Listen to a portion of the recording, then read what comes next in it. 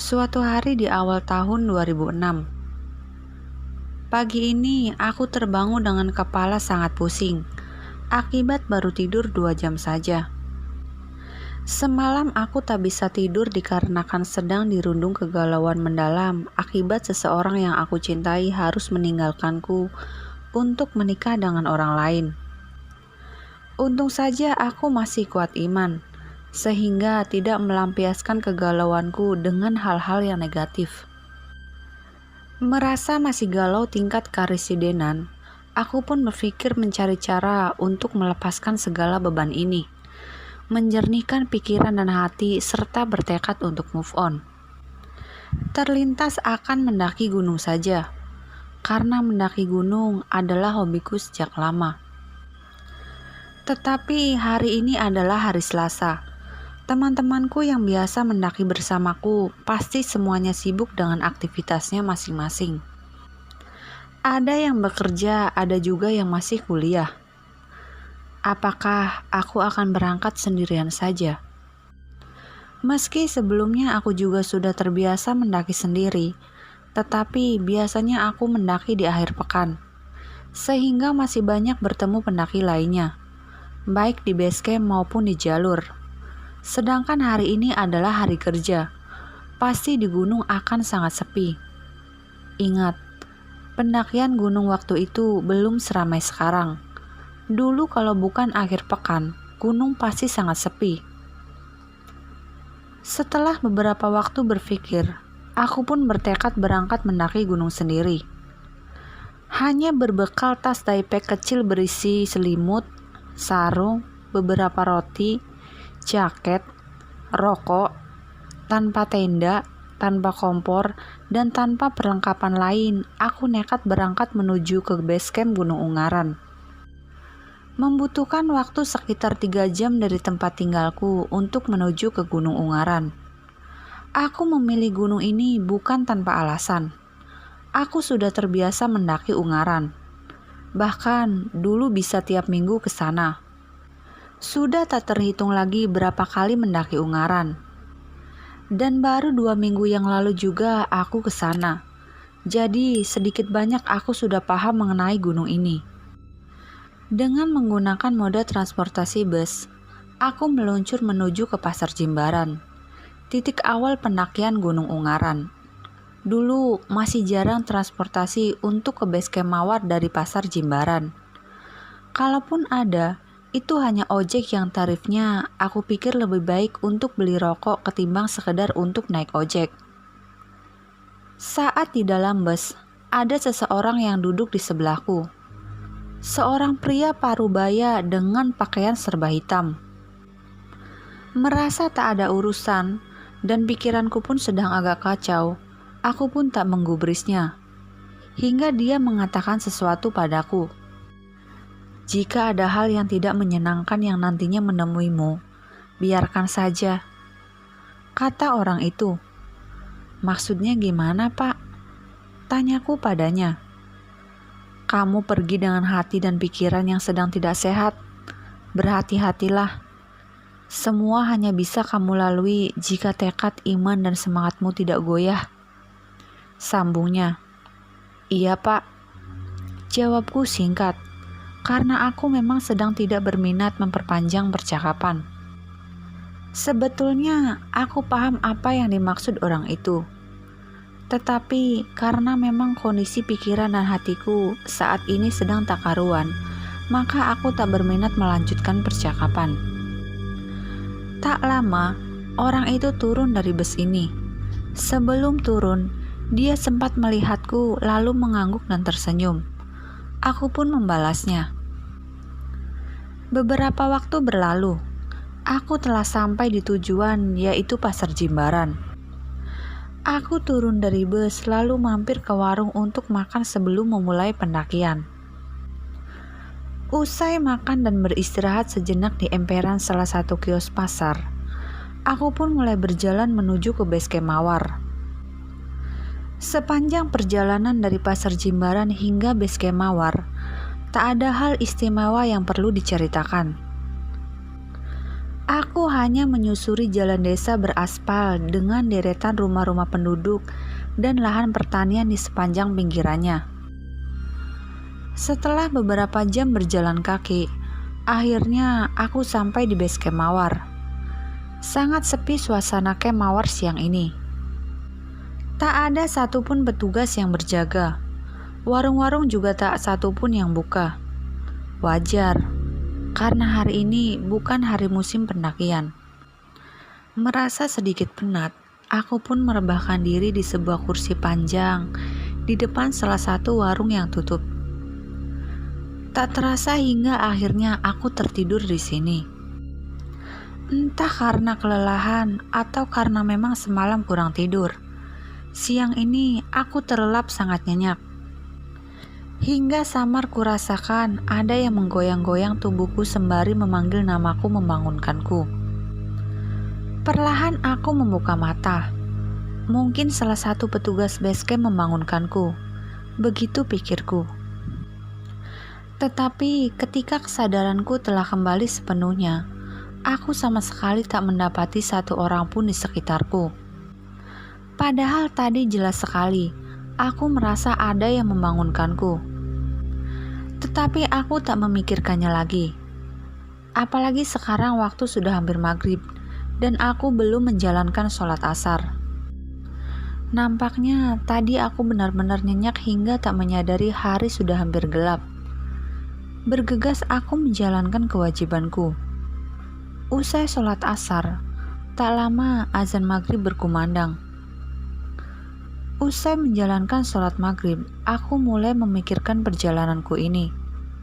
Hari sudah gelap, sedangkan aku di sini sendirian. Apakah aku harus membatalkan pendakianku saja? Karena memang sangat beresiko mendaki sendiri, apalagi malam hari begini. Tetapi memang kegalauanku ini sangat mempengaruhi pengambilan keputusanku. Akhirnya aku memutuskan tetap melanjutkan pendakian apapun resikonya. Aku berencana memulai pendakian nanti usai sholat Isya. Saat menunggu datang waktu Isya, aku menghabiskan waktu duduk merenung di depan salah satu warung camp Mawar. Tak lama aku merasakan kedatangan seseorang dari dalam hutan pinus. Samar aku mendengar percakapan dari beberapa orang di sana. Tetapi aku tak bisa mendengar secara jelas kata-kata yang diucapkan. Dalam hati aku berpikir, mungkin ini sisa pendaki yang naik akhir pekan kemarin. Terkadang ada beberapa orang yang betah berlama-lama hingga beberapa hari tinggal dulu di camp promosan usai mendaki dari puncak Ungaran. Termasuk aku. Jadi aku menganggap wajar. Tak sedikit pun berpikir aneh-aneh, apalagi itu makhluk gaib. Tetapi hingga beberapa lama, orang-orang itu tak muncul juga. Sepertinya tak mungkin jika posisi mereka terlalu jauh. Karena tadi aku sempat mendengar suara mereka. Sampai azan Isya berkumandang pun, mereka tetap tidak muncul juga. Aku tak memikirkannya. Aku segera menjalankan kewajibanku karena aku ingin segera memulai perjalanan pendakianku. Usai sholat Isya, aku segera bersiap untuk memulai perjalanan pendakian. Lepas dari camp Mawar, aku memasuki wilayah hutan pinus. Aku berjalan santai namun konstan. Tak banyak berhenti karena medan pendakian belum terlalu berat. Dan aku juga sendirian, jadi bisa sesuka hati mengatur ritme perjalanan. Aku tak lagi memikirkan suara orang yang kusangka pendaki tadi. Kalaupun mereka bukan manusia, aku juga tak peduli. Aku datang ke sini bukan dengan tujuan tidak baik, meski suasana hati sedang kurang baik. Dan aku merasa wajar jika mereka menunjukkan eksistensi mereka padaku. Karena saat ini akulah satu-satunya manusia di sini. Hal ini sudah aku pikirkan sejak sebelum aku memulai perjalanan tadi. Jangan bertanya apakah aku tidak mendapat gangguan selama perjalanan ini. Sudah kubilang saat ini aku adalah satu-satunya manusia di sini. Jadi, aku saat ini ibarat sasaran empuk bagi mereka. Tinggal seberapa kuat nantinya mental dan iman ini menghadapi godaan mereka. Tak terhitung berapa kali mereka menampakkan diri. Mulai dari kelebatan bayangan, suara langkah kaki yang mengikutiku, bayangan hitam besar di sisi lembah, hembusan nafas di tengkuk hingga suara-suara aneh lainnya. Tetapi tak satu pun yang menampakkan wujudnya secara jelas dan nyata di depanku. Aku pun tak mengharapkan itu. Zaman dulu, di jalur pendakian Gunung Ungaran terdapat sungai kecil. Sekarang sungai ini sudah ditutup dengan timbunan tanah dan air dialirkan dengan pipa besar. Di sepanjang jalur, mulai hutan pinus hingga sungai yang agak besar sebelum pos pertama. Aku lupa nama sungainya. Sungai yang terdapat banyak batu-batu besar ini dulu dikenal sebagai Istana Peri. Peri merupakan salah satu bangsa jin dengan wujud wanita yang sangat cantik, yang suka menggoda manusia, terutama laki-laki, untuk dibawa ke dunia mereka dijadikan suami ataupun budak. Mendekati sungai ini, bulu kuduku merinding hebat. Sempat terfikir untuk kembali saja. Tetapi lagi-lagi egoku bekerja lebih kuat dari nalarku. Aku terus berjalan menyusuri jalan setapak dengan aliran sungai kecil di sampingku. Hingga pada akhirnya, aku sampai di sungai yang lebih besar yang merupakan percabangan aliran sungai. Terdapat air terjun kecil di sini. Debit air waktu itu lumayan besar. Maklum, sedang musim penghujan.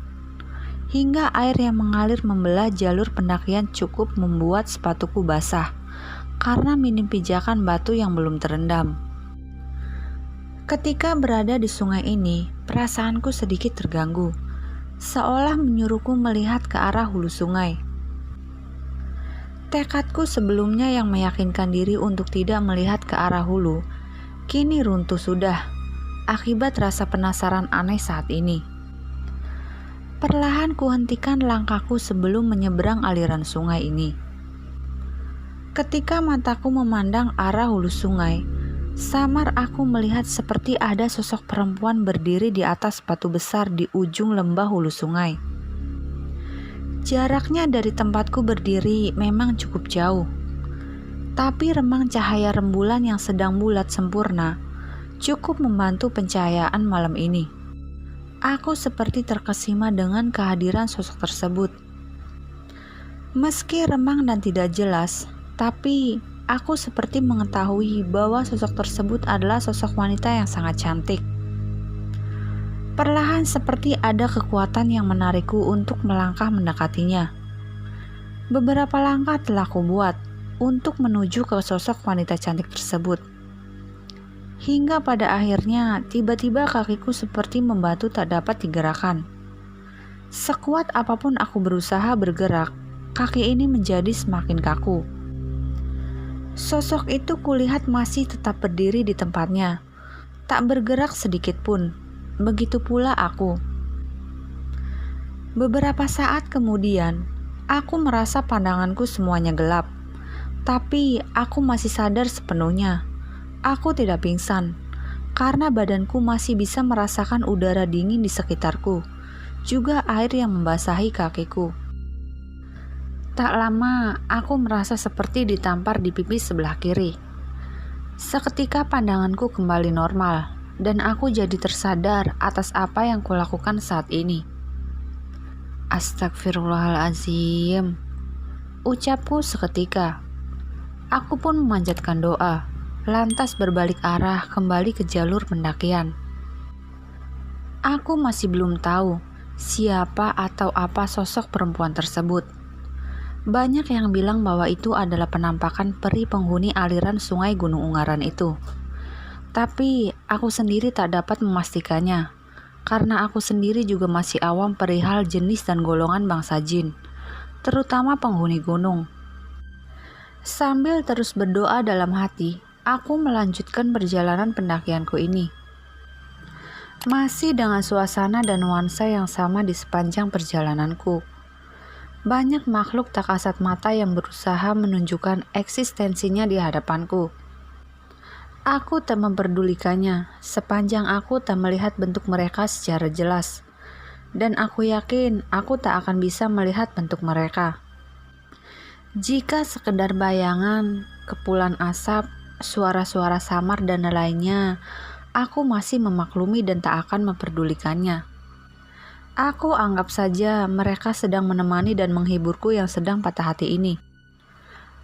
Sampai di pos pertama, aku sempatkan istirahat dulu sebentar, menikmati air segar yang kubawa serta membakar sebatang rokok untuk mengusir udara dingin yang semakin malam menjadi semakin menusuk. Sekitar 15 menit kemudian, aku mematikan rokokku yang kini tinggal filternya. Usai mengantongi sisa batang rokok tersebut, aku berdiri untuk melanjutkan perjalanan. Perjalanan sunyi menembus gelapnya hutan Gunung Ungaran menuju peraduanku untuk menghapus segala beban pikiranku saat itu, yaitu puncak Gunung Ungaran. Tak ada hal istimewa yang bisa kuceritakan sepanjang perjalanan dari pos pertama hingga sampai di kawasan kebun teh Promasan. Karena hampir semua kejadian sama saja, seperti sepanjang perjalanan sebelumnya, yaitu sepi, sunyi, sendiri, dan mereka yang menemaniku juga sekedar menyapa dengan cara mereka yaitu memperlihatkan bayangan atau suara-suara aneh saja. Semakin lama, aku menjadi semakin terbiasa. Untuk takut pun aku rasa sudah sangat terlambat. Karena jarak untuk bertemu manusia lainnya sama-sama jauh, baik di depan maupun di belakang. Sesampainya di perbatasan kebun kopi dan kebun teh, aku berhenti sebentar untuk berpikir apakah aku akan langsung melanjutkan perjalanan ke puncak atau mampir dulu istirahat di Promasan. Kulirik jam tangan murahanku dan waktu menunjukkan sudah jam 22:30. Sudah lumayan larut malam jika aku melanjutkan perjalanan menuju ke puncak. Aku tak tahu apa yang akan kuhadapi nanti jika aku nekat melanjutkan perjalanan menuju ke puncak. Meski jarak dari sini sampai ke puncak sudah tidak terlalu jauh lagi. Hanya 1,5 jam hingga 2 jam jika aku menempuh sendiri dengan kecepatan sedang. Tetapi tantangannya jelas lebih berat. Bukan hal mistis atau gaib yang kupikirkan, tetapi resiko fisik lainnya. Mengingat aku saat ini sendiri dan tak ada satupun pendaki lainnya. Jika terjadi sesuatu padaku, pasti tak akan ada yang bisa menolong. Mempertimbangkan hal itu, aku memutuskan melangkahkan kakiku menuju ke Promasan. Malam ini, aku akan beristirahat di sana dan akan melanjutkan perjalanan ke puncak besok pagi. Di Promasan, aku beristirahat di salah satu rumah warga yang biasa juga digunakan pendaki lainnya untuk singgah. Ada beberapa rumah penduduk di sini. Kita bebas memilih mau singgah di mana. Umumnya, mereka tidak memasang tarif untuk bermalam. Seikhlasnya kita memberikan tanda jasa, akan mereka terima. Terlebih jika mereka membuka warung makan, maka sebaiknya kita membeli makan pada mereka yang rumahnya kita singgahi. Aku memilih singgah di rumahnya Biung, salah satu warga Promasan yang sudah sangat saya kenal. Bahkan aku sudah dianggap seperti anaknya sendiri saking seringnya kesini dan beberapa kali membantunya dalam hal apapun. Biung cukup kaget melihat kedatanganku, karena aku datang bukan di hari biasanya, dan aku pun sendirian. Beliau bertanya-tanya mengenai perjalananku dari Mawar sampai Promasan. Apakah aku baik-baik saja? Apakah tidak ada gangguan dan lain-lain? Karena Biung termasuk warga sepuh di sini, jadi sedikit banyak beliau juga memiliki kepekaan terhadap sesuatu yang gaib dan mengetahui persis tempat-tempat yang penunggunya paling usil atau paling berbahaya, termasuk sungai yang tadi aku ceritakan. Aku menceritakan kepada Biung perihal perjalananku tadi, tak kurang tak lebih. Usai berbincang sebentar, aku pamit untuk istirahat karena besok pagi aku akan melanjutkan perjalanan menuju ke puncak. Awalnya Byung sempat keberatan dan melarangku ke puncak sendirian. Tetapi karena memang sudah niatku, maka beliau pun tak dapat melarangku. Beliau hanya berpesan untuk berhati-hati. Jika keadaan tidak memungkinkan, sebaiknya kembali saja ke Peromasan. Aku mengangguk menandakan setuju dan berjanji bahwa aku akan menjaga diri supaya tidak terjadi hal buruk di perjalananku nantinya. Pagi menjelang, usai menunaikan kewajiban subuh, aku sempatkan ke sendang Peromasan yang dikenal dengan nama Sendang Pengilon. Sendang ini merupakan sumber air utama bagi warga Peromasan. Sendang ini tak pernah berhenti mengalir. Airnya jernih, bersih, dan segar. Di sendang ini juga terdapat semacam pesanggerahan untuk ritual-ritual khusus yang dilakukan di waktu tertentu. Aku membersihkan diri di sendang ini sekaligus mengisi persediaan air minum untuk kubawa ke puncak nanti.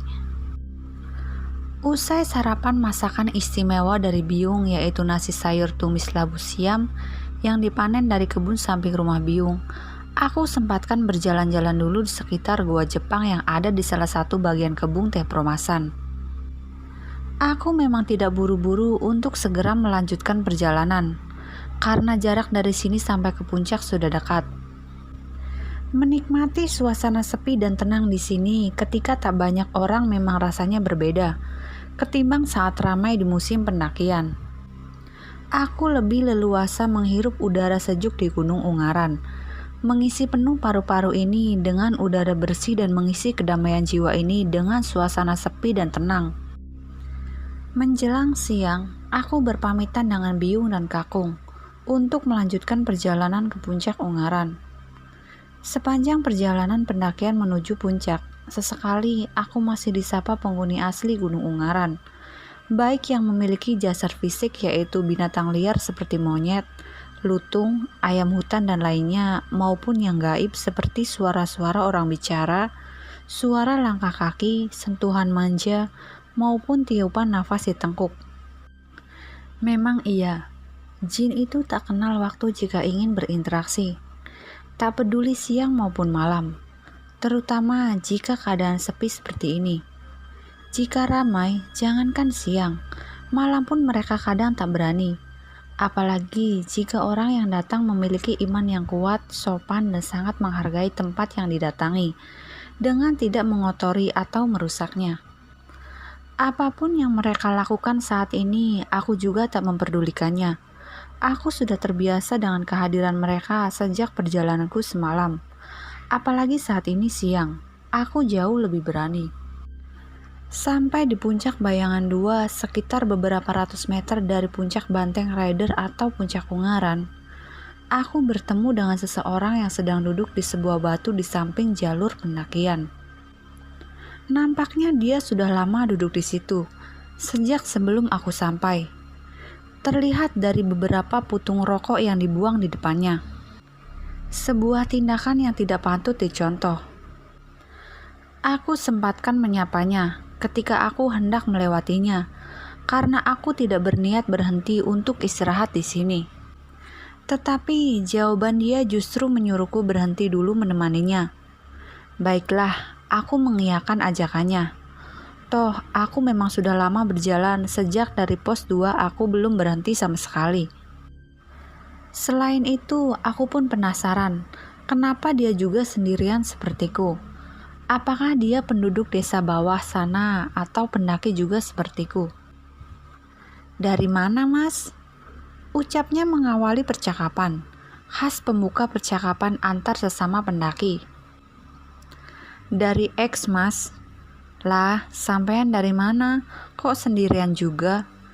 Jawabku sekaligus balik bertanya. Oh, saya situ aja. Iya, memang saya sendirian, selalu sendirian. Kebetulan sampean kesini, jadi saya nyari temen. Ucapnya sedikit aneh. Tak ada yang aneh dengan orang ini sebetulnya. Aku lihat secara fisik, dia tak ada kejanggalan. Kakinya menapak tanah, pantatnya pun sempurna menempel di batu yang didudukinya. Pakaiannya biasa, celana panjang, baju kaos hitam polos dan sandal jepit swallow. Namun tak terlihat ada tas atau ransel khas pendaki. Rokok di sela jarinya selalu menyala, sesekali dihisap pelan namun dalam, dan setiap kali habis selalu membakar lagi. Terlihat dari banyaknya putung rokok yang dibuang sembarangan di depannya. Cukup lama saya berbincang dengannya. Sampean gak perlu memikirkan hal yang sudah jelas tidak bisa membuat sampean senang. Relakan saja dan lakukan hal lain yang lebih baik, ucapnya. Aku sempat bingung, bagaimana dia bisa mengetahui isi pikiranku saat ini. Aku tak menjawab ucapannya tersebut. Aku hanya terdiam melihat jauh ke arah puncak membelakangi orang itu. Sudah, sepertinya sudah cukup. Kalaupun saya mengajak sampean, sepertinya ada yang tidak memperbolehkan. Jadi, sampean hati-hati saja menjalani yang ingin sampean jalani. Setelah itu pulanglah, ucapnya lagi. Aku pun menoleh padanya hendak menanyakan sesuatu kepadanya. Tetapi ketika pandanganku mengarah ke tempat dia duduk tadi, ternyata orang itu sudah tidak ada. Begitupun sisa putung rokoknya juga lenyap tanpa bekas. Hah? Ternyata setan, ucapku dalam hati. Tak apa, setidaknya dia tidak mencelakaiku dan menunjukkan bentuk yang tidak menyeramkan. Serta apa yang dia ucapkan dan pesankan padaku juga adalah hal yang baik. Jadi aku tak ambil pusing apalagi ketakutan dengan kejadian tadi. Aku beranjak dan melanjutkan perjalananku. Tak berapa lama aku telah sampai di puncak Gunung Ungaran. Di sini aku hanya duduk merenung, kontemplasi dan refleksi, memikirkan apa saja yang telah kulakukan selama hidupku ini. Apa saja kesalahan serta dosaku terutama kepada kedua orang tuaku. Aku tidak mendokumentasikan perjalananku ini dalam slide foto. Selain tak ada niatan, juga aku tidak membawa kamera. Tetapi aku menuliskannya dalam catatan yang selalu kubawa kemanapun aku mendaki gunung. Waktu menunjukkan sudah memasuki waktu sholat asar. Tak terdengar azan di sini, karena lokasi puncak gunung jauh dari masjid atau musola di pemukiman terakhir. Aku segera menjalankan kewajibanku, yang diawali dengan tayamum untuk bersuci, karena tidak ada sumber air di sini. Usai sholat asar, aku segera bersiap melanjutkan perjalanan untuk turun dari puncak. Jalur turun kali ini aku sengaja memilih jalur Gedong Songo, bukan tanpa maksud. Aku sengaja memilih jalur Gedong Songo karena ingin sekedar sambil menikmati suasana wisata besok pagi. Wisata gratis karena aku akan masuk area Gedong Songo dari pintu belakang. Meski untuk menuju ke sana dari puncak aku harus melalui jalur yang lebih ekstrim, lebih seram dan lebih rimbun. Karena jalur ini sudah mulai jarang dilalui. Bahkan saat ini, jalur Gedong Songo kabarnya sudah ditutup total dari jalur pendakian karena lebih berbahaya. Tak banyak membuang waktu, aku segera beranjak menuju arah jalur Gedong Songo. Dari puncak Ungaran, aku mengambil arah barat daya tepat di seberang jalur naik dari kebun teh Promasan. Awal jalur pendakian, aku memulai hutan rimbun dan turunan curam dengan sudut kemiringan hampir 90 derajat. Dengan bantuan akar tanaman, akhirnya aku bisa melewati jalur curam tersebut tanpa kesulitan berarti. Turun melalui jalur Gedong Songo ini bisa kita tempuh selama kurang lebih 4 jam berjalan normal. Tetapi karena aku saat ini sedang mengejar waktu, maka aku mempercepat langkahku dengan sesekali berlari jika medan jalur pendakian landai atau datar. Aku tak mau kemalaman di jalan. Bagaimanapun juga, aku tetap manusia biasa yang memiliki rasa takut. Jika bisa menghindari waktu malam, waktu di mana mereka banyak beraktivitas, kenapa tidak? Begitulah pikirku. Di awal jalur ini terdapat banyak pohon besar yang usianya mungkin sudah ratusan tahun. Dan di antara belantara ini pula, aku bisa merasakan banyaknya penghuni yang mungkin juga merasakan kehadiranku. Tak segan mereka berusaha menampakkan diri di depanku, baik di bawah pohon, gelantungan di dahan, maupun di antara semak belukar yang sangat rimbun. Namun tak satu pun yang terlihat jelas bentuknya. Hanya sekedar bayangan hitam atau putih yang ketika aku balas melihat, justru malah menghilang. Aku tak memperdulikannya. Aku hanya terus berjalan, kadang berlari, supaya bisa segera sampai di tujuanku kali ini, yaitu Gedong Songo. Tapi secepat apapun aku berlari, aku tetap memiliki batas kemampuan fisik. Hingga petang menjelang, aku belum juga sampai di area Gedong Songo. Gelap mulai merayapi sisi bumi ini, dan mata-mata yang tadinya terpejam kini mulai menampakkan tatapannya. Tatapan yang mengarah ke satu-satunya sosok fana yang berada di dalam belantara ini, yang dengan kebodohannya seolah menguji kemampuan nyalinya, dan ternyata telah berada di ambang batasnya. Aku sempatkan menjalankan sholat maghrib terlebih dahulu. Apapun situasi dan kondisinya, sebagai umat manusia yang memiliki iman, kita harus tetap menjalankan kewajiban. Sungguh bukan hal mudah beribadah dalam situasi semacam ini. Bermacam godaan berusaha menggoyahkan kekhusyuanku saat menghadap Ilahi.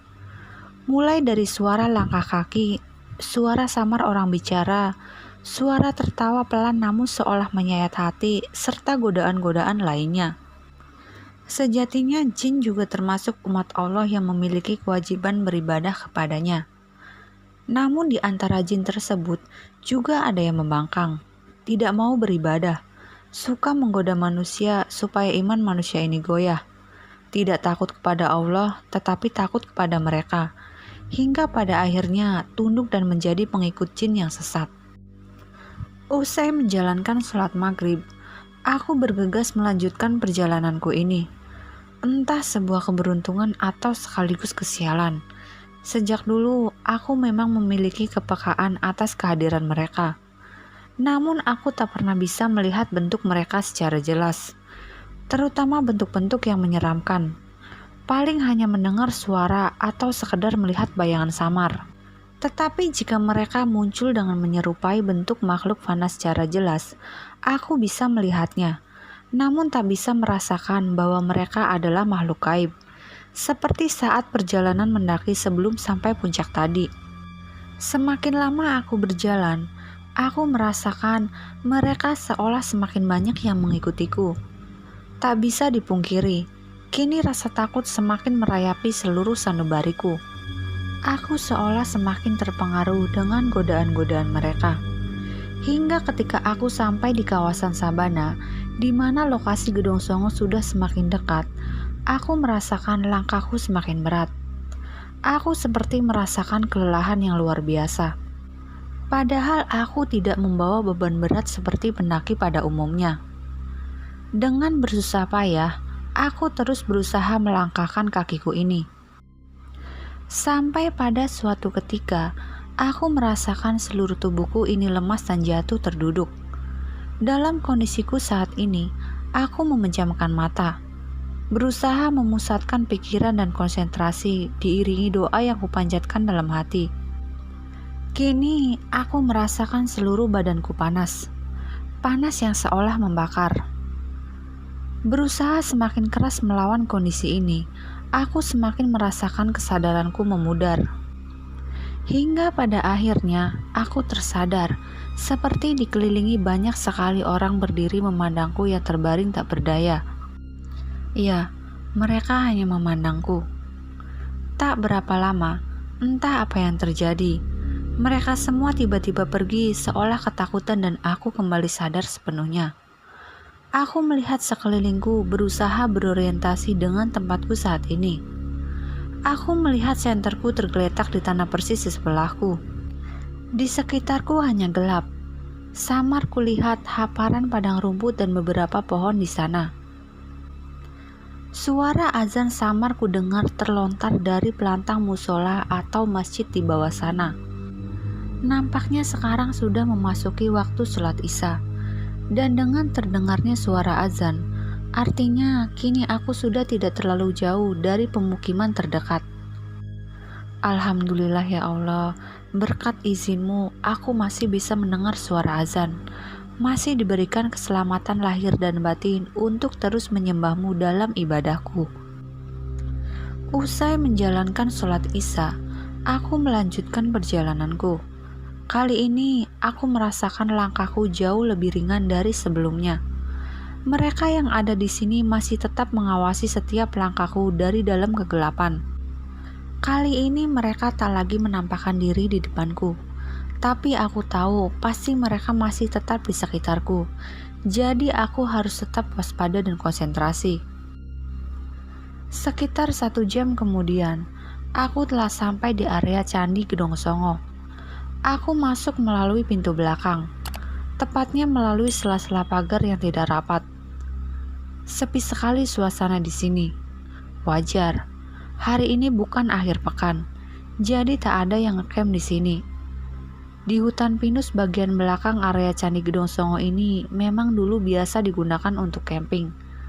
Entah sekarang masih atau tidak, aku tidak tahu, karena aku sudah lama tidak ke sana. Aku melangkahkan kaki menuju ke arah pintu keluar, karena percuma juga aku di sini. Selain tidak ada orang, aku juga tidak membawa tenda. Jadi lebih baik aku beristirahat di tempat yang biasa digunakan wisatawan istirahat, di dekat loket Candi Gedong Songo. Di depan loket terdapat semacam ruangan terbuka yang biasa digunakan istirahat wisatawan yang kesini. Aku akan tidur di sana malam ini, karena warung-warung juga semuanya tutup. Semalaman ini aku bisa beristirahat dengan tenang. Tak ada satupun gangguan dari mereka yang tak kasat mata. Meski kuakui mereka masih tetap mengawasiku dari kejauhan. Dari pekatnya gelap malam yang mampu mengerdilkan nyali siapapun. Saat tidur, aku sempat bermimpi ditemui seseorang. Seorang pria parubaya dengan pakaian tradisional Jawa. Dia mengatakan bahwa aku harus berani melangkah, karena ada orang yang menungguku di sisi lain di sana. Entah sisi lain mana, aku juga tak mengetahuinya. Makna dari mimpi itu pun aku juga tak bisa memahaminya, dan aku hanya menganggap sebagai bunga tidur saja.